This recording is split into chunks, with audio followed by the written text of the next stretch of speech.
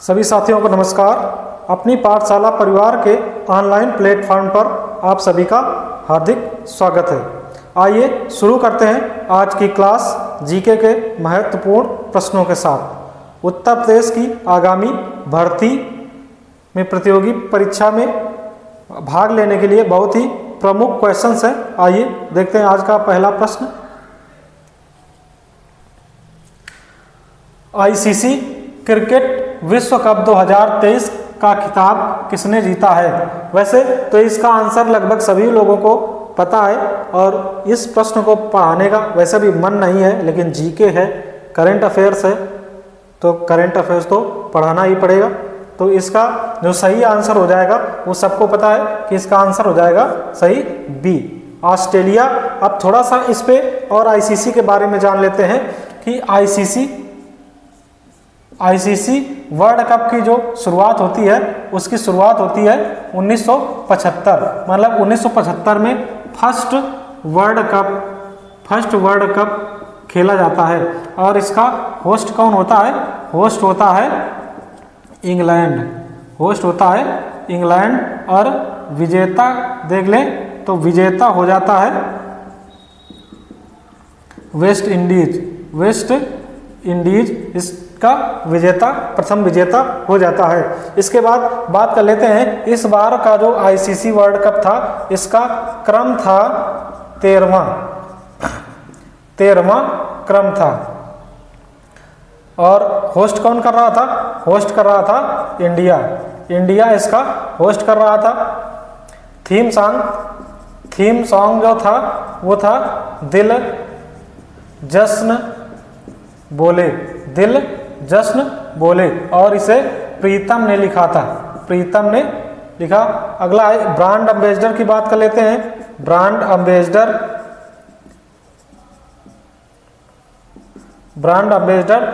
Ambassador Shahrukh Khan थे। और global brand ambassador की बात करें तो सचिन तेंदुलकर ये ग्लोबल ब्रांड एम्बेसडर थे। इसके बाद थोड़ा सा देख लेते हैं कि 12वां वर्ल्ड कप का होस्ट कौन था? तो होस्ट था इंग्लैंड। और विजेता कौन रहा? तो विजेता भी इंग्लैंड था। तो ये इतना जानकारी है, इसका आंसर हो जाएगा ऑस्ट्रेलिया। और ऑस्ट्रेलिया ये 6वीं बार आईसीसी वर्ल्ड कप जीती है। अगला प्रश्न है इंदिरा गांधी शांति पुरस्कार 2022 किसे मिला है? तो इसका सही आंसर जो हो जाएगा इंडियन मेडिकल एसोसिएशन IMA को मिला है और भारतीय प्रशिक्षित नर्स एसोसिएशन दोनों को संयुक्त रूप से मिला है। तो इसका सही आंसर हो जाएगा डी। ए और बी दोनों सही हो जाएंगे। इनको क्यों मिला है? इन दोनों को मिला है कोविड-19 में योगदान व काम के लिए इनको ये पुरस्कार प्रदान किया गया है। अगला प्रश्न 2021 का किसे मिला था? तो 2021 का एक संस्था है प्रथम एनजीओ को ये पुरस्कार मिला था।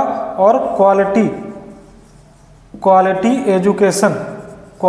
एजुकेशन में योगदान के लिए ये पुरस्कार 2021 में प्रथम एनजीओ को मिला था। अगला प्रश्न है भारत USA का वज्र प्रहार संयुक्त अभ्यास कहाँ प्रारंभ हुआ है? तो इसका सही आंसर हो जाएगा सी, मेघालय का एक स्थान है उमरोई में इसे अभ्यास प्रारंभ हुआ। अगर बात कर लेते हैं कि वज्र प्रहार की शुरुआत कब होती है? तो इसकी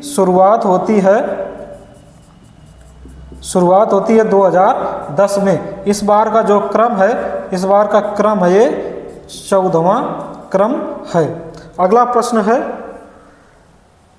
4 नंबर 72वीं मिस यूनिवर्स 2023 का खिताब किसने जीता है?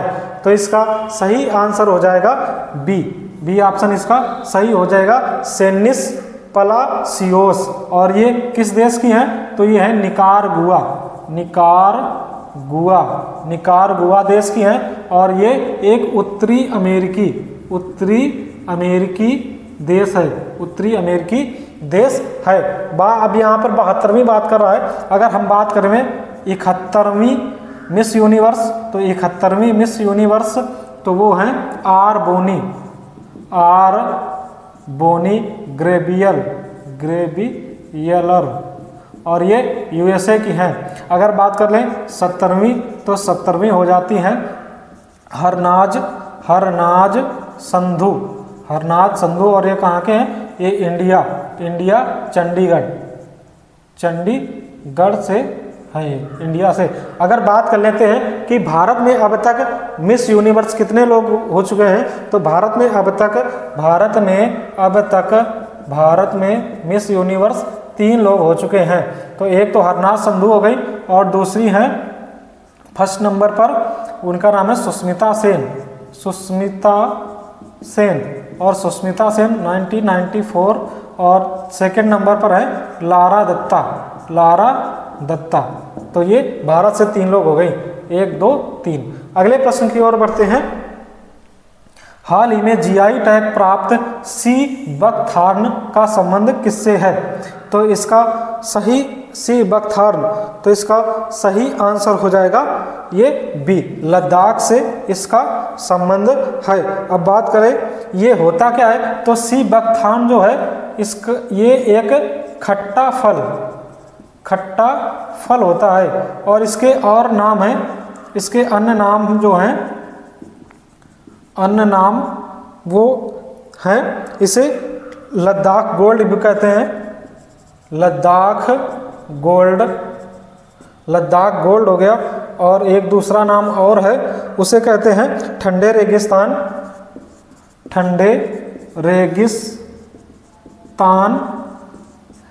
की सोने की खान। ये 3 नाम इसके हो गए, एक बकथॉर्न, एक लद्दाख गोल्ड, और ठंडे रेगिस्तान सोने की खान। इसके बाद ये खट्टा फल है, तो इसमें विटामिन सी पाया जाएगा।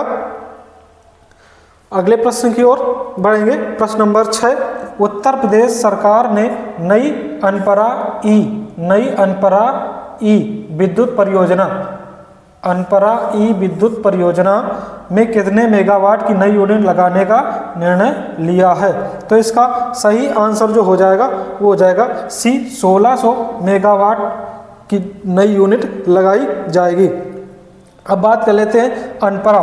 तो अनपरा संयंत्र है कहाँ? तो ये उत्तर प्रदेश के सोनभद्र जिले में स्थित है, और ये एनटीपीसी प्लस मेजा द्वारा स्थापित है। इसमें अभी तक अनपरा ए, बी, डी, ये एक यूनिट जो है ये एक जगह पर एक कैंपस में है, प्लस अनपरा सी अलग यूनिट है। और अब अनपरा ई यूनिट की स्थापना की जाएगी, तो इसका 1600 मेगावाट की है। और बात कर लेते हैं कि ये तीनों मिलाकर के 2630 मेगावाट है, और ये सी अनपरा सी ये 1200 मेगावाट है, और ये वाली ई वाली 1600 मेगावाट है। इसी के साथ बढ़ते हैं अगले प्रश्न की ओर। अगला प्रश्न है प्रश्न संख्या 7, भारत के किस राज्य सरकार ने FDI व फॉर्च्यून 500 कंपनियों के लिए निवेश प्रोत्साहन नीति 2023 को मंजूरी प्रदान की है? तो इसका सही आंसर हो जाएगा सी, उत्तर प्रदेश सरकार ने इसको नीति को मंजूरी प्रदान की है। इसके तहत क्या होगा कि प्रत्यक्ष विदेशी निवेश को बढ़ावा दिया जाएगा, को बढ़ावा दिया जाएगा। इसके तहत कहा गया है कि कोई कंपनी यदि 100 करोड़ रुपए से स्टार्ट करती है तो उसे विशेष छूट प्रदान की जाएगी। और इसके तहत क्या होगा कि विदेशी प्रत्यक्ष FDI का बढ़ोतरी होगी। अगला प्रश्न है प्रश्न संख्या 8। हाल ही में किए गए सर्वे के अनुसार महिला नेतृत्व वाले स्टार्टअप की संख्या के मामले में गौतम बुद्ध नगर किस स्थान पर रहा? तो ये बात कर रहा है, देश की बात कर रहा है, ठीक है, मामले में देश में बात कर रहा है। तो ये इसका सही आंसर हो जाएगा सी, 8वां स्थान हो जाएगा। अभी एक राष्ट्रीय सर्वे हुआ था, उसके तहत स्टार्टअप में महिलाओं की जो संख्या है वो उसमें 18% की वृद्धि देखी गई थी। 18% की वृद्धि देखी गई थी। अगर बात कर लेते हैं, ये देखिए भारत में 8वें स्थान पर है। अगर फर्स्ट स्थान पर बात करें, भारत में फर्स्ट स्थान पर बात करें तो ये बेंगलुरु हो जाएगा। बेंगलुरु शहर सबसे ज़्यादा महिलाओं को रोजगार प्रदान कर रहा है। इसी के तहत अगर यूपी में बात करें, यूपी में फर्स्ट पर कौन हो जाएगा? यूपी में फर्स्ट पर हो जाएगा गौतम बुद्ध नगर, ये उत्तर प्रदेश में फर्स्ट पर हो जाएगा। और भारत की बात करें तो भारत में ये 8वें स्थान पर हो जाएगा। भारत में 8वें स्थान पर हो जाएगा। सी ऑप्शन इसका सही है। अगला प्रश्न है 9। United service institution of India ने किस शहर में वार्षिक संयुक्त राष्ट्र फोरम 2023 का आयोजन किया गया है? तो इसका सही आंसर हो जाएगा बी, नई दिल्ली में इसका आयोजन किया गया है। आयोजन का उद्देश्य क्या है? तो आयोजन का उद्देश्य जो है, तो इसका उद्देश्य की बात कर लेते हैं। तो इसका उद्देश्य हो जाएगा वैश्विक शांति का प्रयास, मानवाधिकारों की रक्षा, इसके बाद यूएन शांति बहाली कार्यक्रम और राष्ट्र, इसमें क्या कहा गया कि भारत राष्ट्रों का